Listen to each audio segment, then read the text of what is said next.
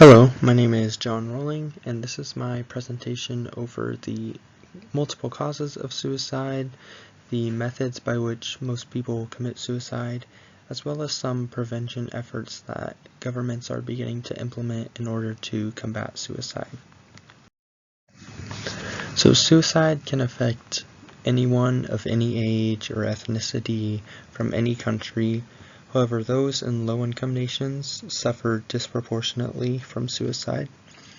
This is mostly due to fewer economic opportunities, high rates of discrimination, and lack of care when it comes to mental disorders. However, in high-income nations where these problems are not as relevant, suicide rates have gone up in recent years, and we will take a look at why exactly that is. Over 800,000 people die every year from suicide, and to put that into perspective, that is more than twice the amount of people living in Wichita, so it is a very big problem. And in the US, it is the second leading cause of death among young adults. So the three biggest reasons why people commit suicide is mental disorders, they face discrimination, or they face a different sort of stress in their life. 25% of people will either have a mental disorder or already do have a mental disorder at some point in their life. And out of this 25%, 264 million deal just with depression. One of the most common side effects of depression is suicidal thoughts. So I think that is why we're seeing so many people commit suicide nowadays, because so many deal with depression. And so we just need more help for people who are dealing with mental disorders. Another cause of suicide is discrimination. The first type of which is racial discrimination. Over 70% of Black Americans who are surveyed said that they experience discrimination on a daily basis. A further 60% reported that they have been treated unfairly by police, and 57% report that they face discrimination at the workplace. So this can be in the form of being skipped over for promotions or not getting a raise when everyone else in their office has gotten a raise. Discrimination can have many lasting effects. The biggest ones, however, are feelings of worthlessness and inferiority, which can create a lack of motivation to try, such as my example with the being passed over for a promotion at work or a raise. If you do not get a raise or you do not get promoted, then you might not have as much motivation to continue to work hard like the rest of your colleagues. This can also create a certain level of distrust, especially against those who do the discriminating against you.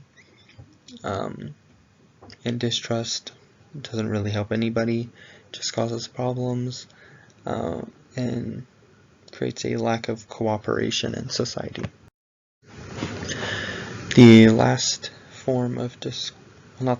second form of discrimination is class discrimination, specifically between the educated and uneducated.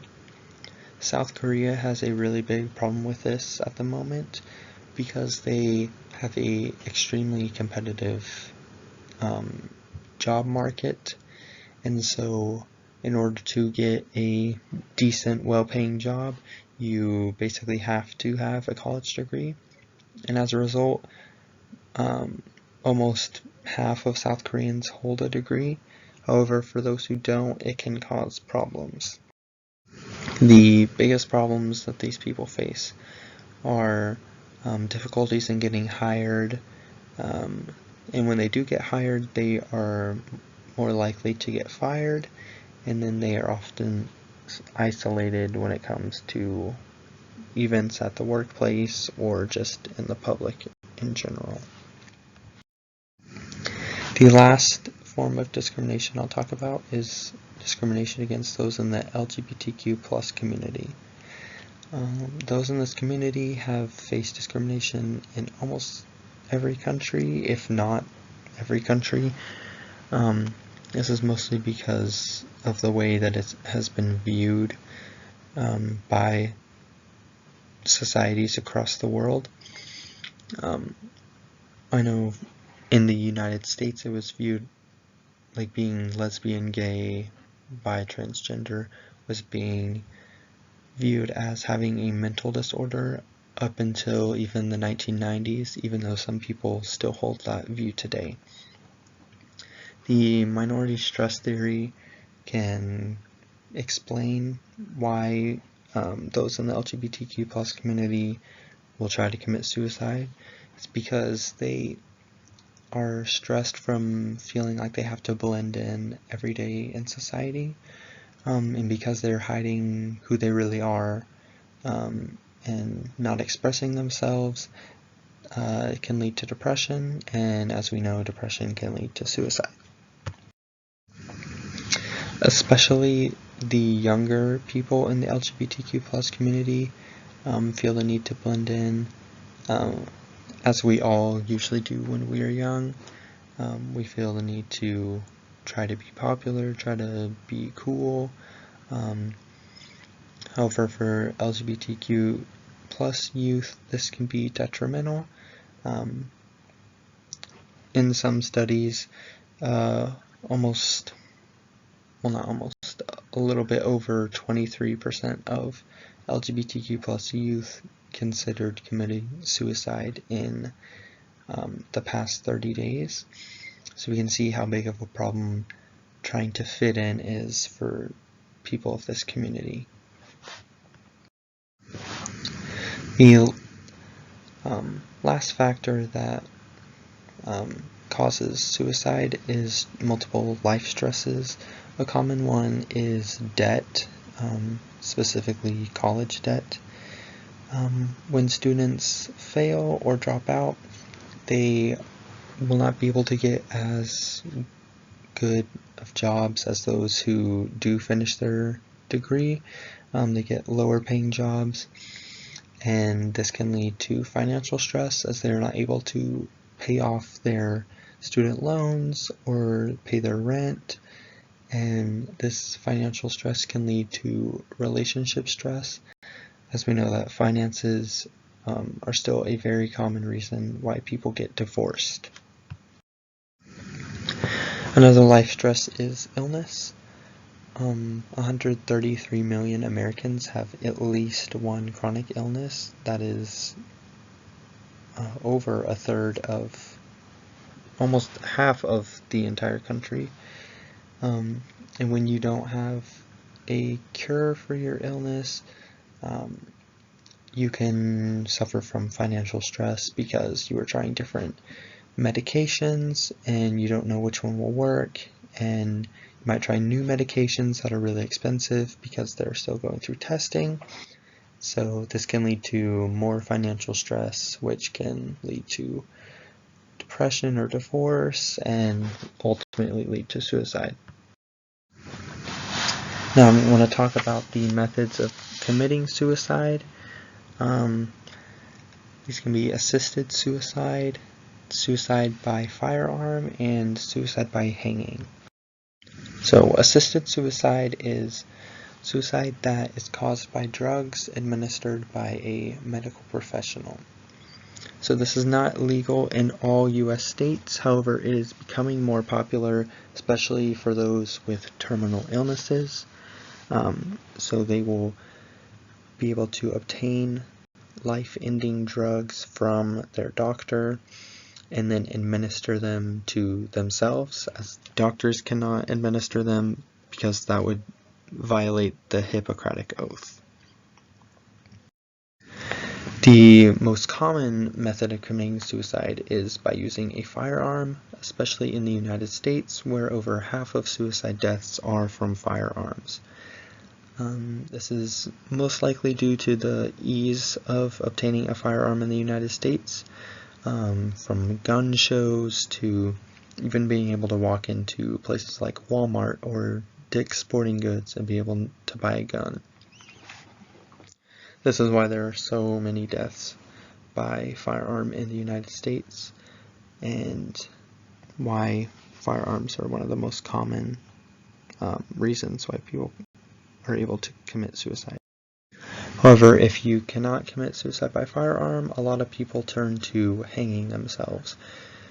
Hanging is a lot crueler of a method because it can take so long for you to die, and it is not always effective, so you might live through it and suffer from irreparable damage, but it is very common for those who do not have access to a firearm.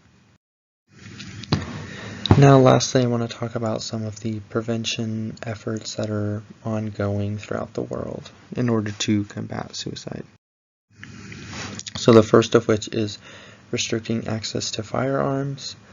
In the US, where firearms are very common, the suicide rate is 14 deaths per 100,000 people, which is actually very high for a developed nation.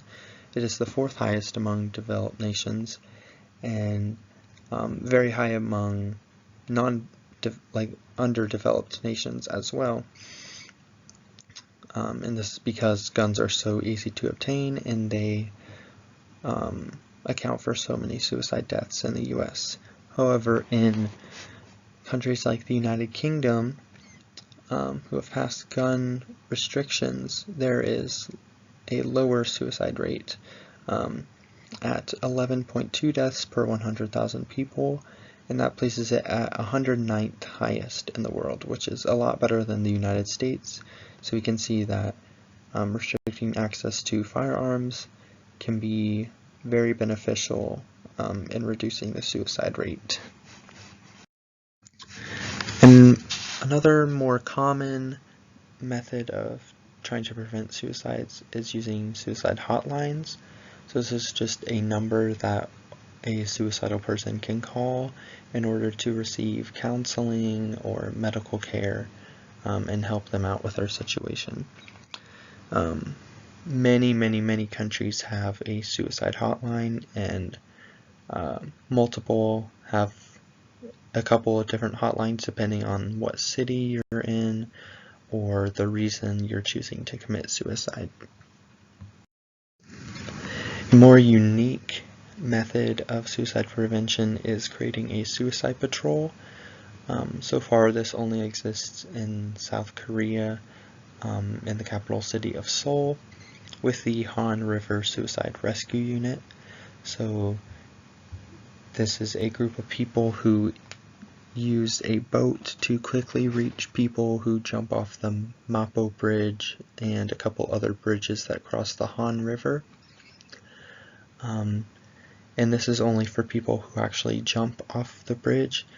In order to prevent people from jumping in the first place, there is multiple writing on the bridge itself. If you can see in the picture, the lit up area, it has writing on it with questions such as, have you eaten today? Which is the Korean equivalent of like, how are you? Or statements like, the weather is really nice today, what do you think?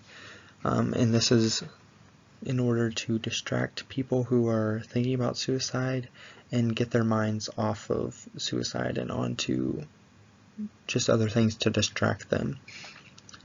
If that doesn't work, there are multiple phone booths across the bridge, 15 on the Mapo Bridge itself, and you are only able to call a suicide hotline on this phone, and it has worked. 75% of those who use the phones ended up not committing suicide or not attempting to commit suicide. And if that didn't work and they jumped, then the boat was there to catch them, and 70% of the people who jumped were able to be saved, which resulted in hundreds of lives being saved. So to sort of wrap up, suicide is very big problem worldwide, and it's hard to pinpoint a single cause or a single method people use to commit suicide because it is so varied from person to person and country to country. However, there are certain aspects that we are sure of, such as the causes, like mental disorders, discrimination, life stresses, and the different ways people can commit suicide through firearm, assisted suicide, or hanging themselves.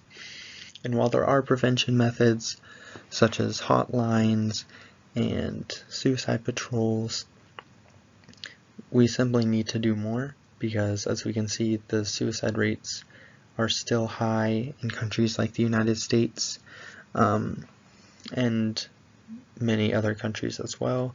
And until a number is at 0, then we really can't rest, because people should not be committing suicide if they have economic opportunity or they do not deal with a mental disorder, but we are still seeing that today. And so more needs to be done throughout our world, and in each individual country, each government needs to step up and do their part.